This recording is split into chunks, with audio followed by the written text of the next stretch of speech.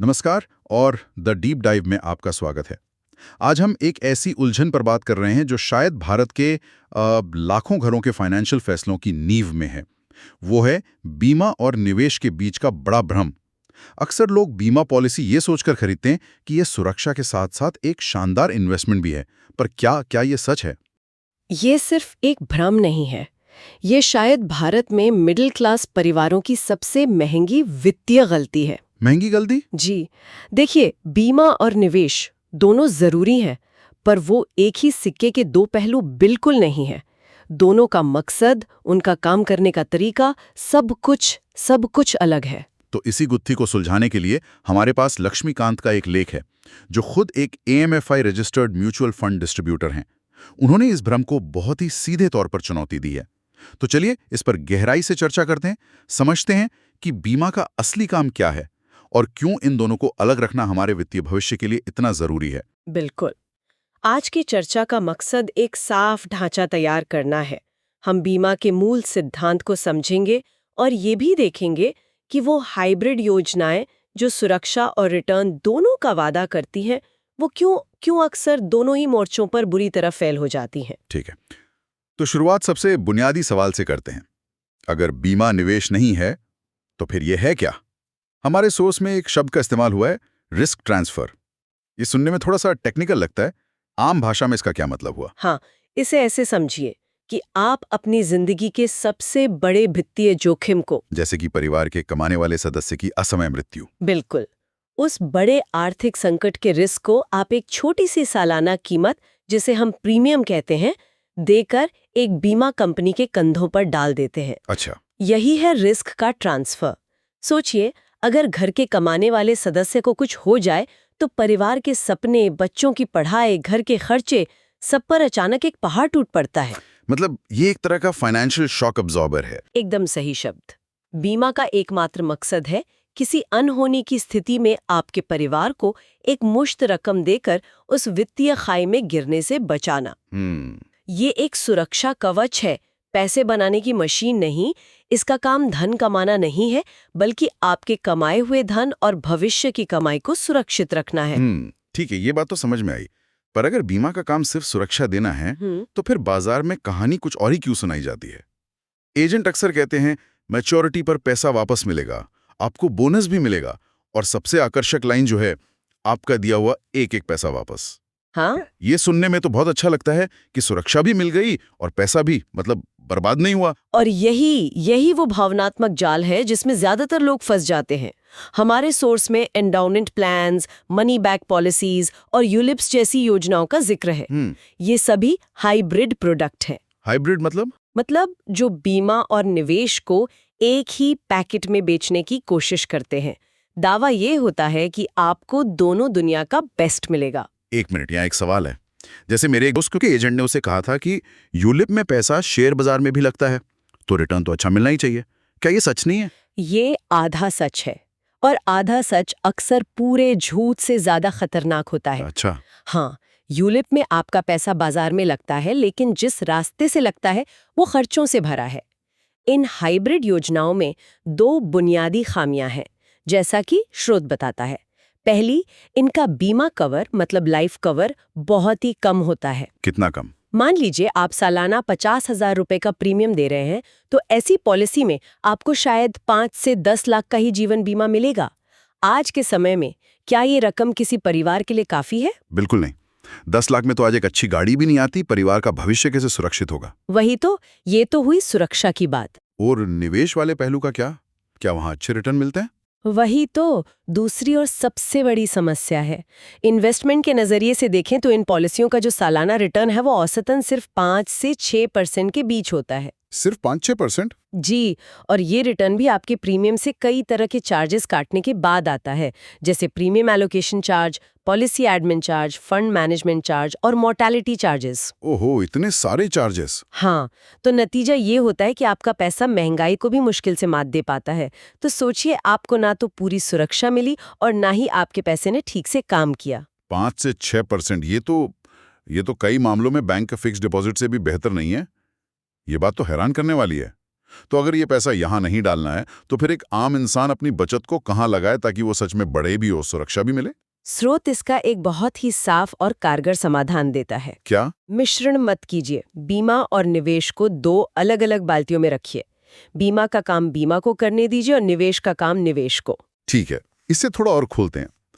बीमा के लिए यानी शुद्ध सुरक्षा के लिए सबसे अच्छा विकल्प क्या है? बीमा के लिए स्रोत साफ तौर पर सिर्फ एक ही चीज की वकालत करता है, टर्म इंश्योरेंस। Term insurance. हाँ, ये बीमा का सबसे शुद्ध, सबसे सरल और सबसे शक्तिशाली रूप है। इसका एक ही काम है, अगर पॉलिसी अवधि के दौरान आपको कुछ हो जाता है तो आपके परिवार को एक बड़ी रकम दे देना, बस। और इसका सबसे बड़ा फायदा? बहुत कम प्रीमियम में बहुत बड़ा कवर। कितना बड़ा अंतर हो सकता है, कोई अंदाजा? जमीन आसमान का। एक 30 साल का स्वस्थ व्यक्ति 10 से 15 हजार रुपए के सालाना प्रीमियम पर 1 करोड़ रुपए का जीवन बीमा कवर ले सकता है। 1 करोड़ सिर्फ 10-15 हजार में? जी। अब इसकी तुलना उस हाइब्रिड प्लान से कीजिए जहां 50,000 रुपए देकर भी सिर्फ 5-10 लाख का कवर मिल रहा था। वाह। टर्म प्लान में आपका पैसा सिर्फ और सिर्फ रिस्क कवर करने के लिए इस्तेमाल होता है, इसीलिए ये इतना सस्ता और प्रभावी है। लेकिन लोगों को अक्सर यही बात खटकती है कि टर्म प्लान में पॉलिसी खत्म होने के बाद कुछ वापस नहीं मिलता, वो पैसा डूब गया वाली भावना आती है। हाँ, ये एक मानसिकता है, पर सोचिए, जब हम अपनी गाड़ी का बीमा कराते हैं तो क्या हम साल के अंत में पैसा वापस मिलने की उम्मीद करते हैं अगर कोई एक्सीडेंट ना हो? नहीं, बिल्कुल नहीं, वो तो हम खर्च मानते हैं। बस, जीवन बीमा भी ठीक वैसा ही है। वो प्रीमियम आपके परिवार की मन की शांति की कीमत है, और यही इसकी ताकत है। क्योंकि कंपनी को कोई पैसा वापस नहीं करना, इसलिए वो आपको कम से कम दाम में ज्यादा से ज्यादा सुरक्षा दे पाती है। अरे हाँ, ये गाड़ी वाला उदाहरण तो सच में पूरी तस्वीर साफ कर देता है। ये तो मैंने सोचा ही नहीं था। तो सुरक्षा के लिए टर्म प्लान हो गया, अब उस पैसे का क्या करें जो हम उन महंगे हाइब्रिड प्लान्स में डालने से बचा रहे हैं? मतलब 50,000 की जगह 15,000 टर्म प्लान में गए, तो बचे हुए 35,000 रुपए को कहाँ लगाया जाए?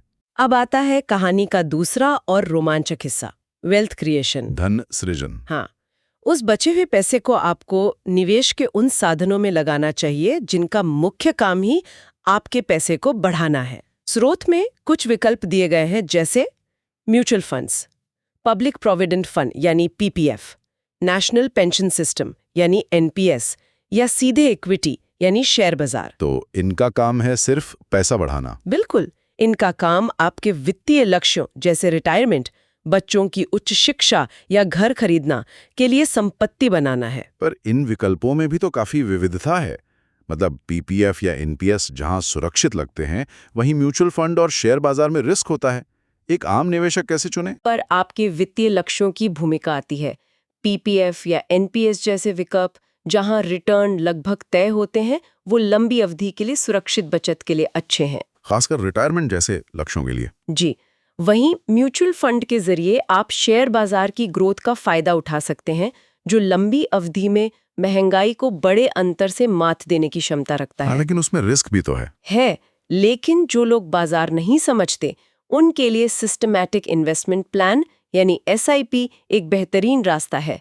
आप हर महीने एक छोटी रकम लगाकर बाजार के उतार चढ़ाव का औसत लाभ उठा सकते हैं। ये सब सुनकर मतलब term plan, health insurance, mutual fund, PPF, इतने सारे प्रोडक्ट्स, एक आम इंसान इन सबको एक साथ कैसे समझे? क्या कोई सरल ढांचा है इसे देखने का? हाँ, और हमारे स्रोत में इसका एक बहुत ही खूबसूरत ढांचा दिया गया है। एक मजबूत वित्तीय घर के 3 स्तंभ। 3 स्तंभ? हाँ, सोचिए कि आप अपनी आर्थिक सुरक्षा का एक घर बना रहे हैं। इस घर की नींव 3 मजबूत खंभों पर टिकी होनी चाहिए। ये सुनने में काफी मददगार लग रहा है। पहला स्तंभ क्या है? पहला स्तंभ है जीवन सुरक्षा। इसके लिए है टर्म प्लान। ये स्तंभ ये पक्का करता है कि अगर घर का कमाने वाला सदस्य नहीं रहता तो भी परिवार की छत न छीने, उनके सपने पूरे होते रहें। ये आपकी अनुपस्थिति में आपके परिवार का रक्षक है? बिल्कुल। और दूसरा स्तंभ? दूसरा और आज के समय में शायद सबसे जरूरी स्तंभ है चिकित्सा सुरक्षा यानी हेल्थ इंश्योरेंस। हाँ, ये तो बहुत जरूरी है। आज इलाज का खर्च आसमान छू रहा है। 1 हफ्ते का हॉस्पिटलाइजेशन आपकी सालों की बचत को शून्य कर सकता है। एक अच्छा हेल्थ इंश्योरेंस आपको और आपकी बचत को ऐसे वित्तीय तूफानों से बचाता है। सही बात है। ये आपको एक विकल्प नहीं बल्कि एक जरूरत है। और तीसरा स्तंभ जाहिर है वेल्थ क्रिएशन से जुड़ा होगा। साधन जिनके हमने अभी बात की, इस स्तंभ का काम आपके पैसे को आपके लिए काम पर लगाना है ताकि वो समय के साथ बढ़ सके और आपके भविष्य के बड़े लक्ष्यों को पूरा कर सके। वाह। जब ये तीनों स्तंभ जीवन सुरक्षा, चिकित्सा सुरक्षा और धन सृजन अपनी अपनी जगह पर मजबूती से खड़े होते, तभी असली आर्थिक स्थिरता और मन की शांति मिलती है। ये 3 स्तंभों वाला फ्रेमवर्क वाकई बहुत शक्तिशाली है। तो आज की चर्चा का सार बहुत साफ है। बीमा को निवेश समझना एक बहुत महंगी भूल है। बीमा का काम सुरक्षा देना है और निवेश का काम समृद्धि लाना है। और जब आप इन दोनों को मिलाते हैं तो आप एक ऐसा प्रोडक्ट खरीदते हैं जो दोनों ही काम आधे अधूरे मन से करता है। मैं आपको एक ठोस उदाहरण देती हूँ। जी बताएं। स्रोत के विश्लेषण के अनुसार अगर कोई व्यक्ति 20 साल तक 50,000 रुपए सालाना एक औसत हाइब्रिड प्लान में डालता है तो उसे अंत में शायद 20-22 लाख रुपए मिलेंगे। 20-22 लाख। वहीं अगर उसने सिर्फ 10,000 रुपए सालाना का टर्म प्लान लिया होता और बचे 40,000 रुपए हर साल एक सामान्य से इक्विटी म्यूचुअल फंड SIP में डाले होते तो 20 साल बाद सुरक्षा के साथ साथ उसका कॉर्पस आसानी से 45-50 लाख रुपए या उससे भी ज्यादा हो सकता था। 50 लाख? ये तो दोगुने से भी ज्यादा का फर्क है। जी, ये सिर्फ एक खराब फैसला नहीं है, ये आपके भविष्य से लगभग 25 लाख रुपए की सीधी चोरी है। वाह, यह आंकड़ा तो आंखें खोलने वाला है। लेख की एक लाइन इस पूरी चर्चा को खूबसूरती से समेटती है। बीमा से सुरक्षा लें, निवेश से समृद्धि बनाएं। मुझे लगता है ये बात हर किसी को अपने दिमाग में बैठा लेनी चाहिए। बिल्कुल। और अंत में श्रोताओं के लिए सोचने के लिए एक सवाल छोड़ जाते हैं। जब गणितीय रूप से इतना साफ है कि बीमा और निवेश को अलग रखना आर्थिक रूप से कहीं ज्यादा फायदेमंद है, तो फिर भी बाजार में इन मिले जुले प्रोडक्ट्स को इतनी आक्रामकता से क्यों बेचा जाता है? क्या ये सिर्फ ग्राहकों में जागरूकता की कमी है या फिर वित्तीय उत्पादों को बेचने के कमीशन मॉडल में ही कोई गहरी संरचनात्मक समस्या है जिस पर और ज्यादा ध्यान देने की जरूरत है?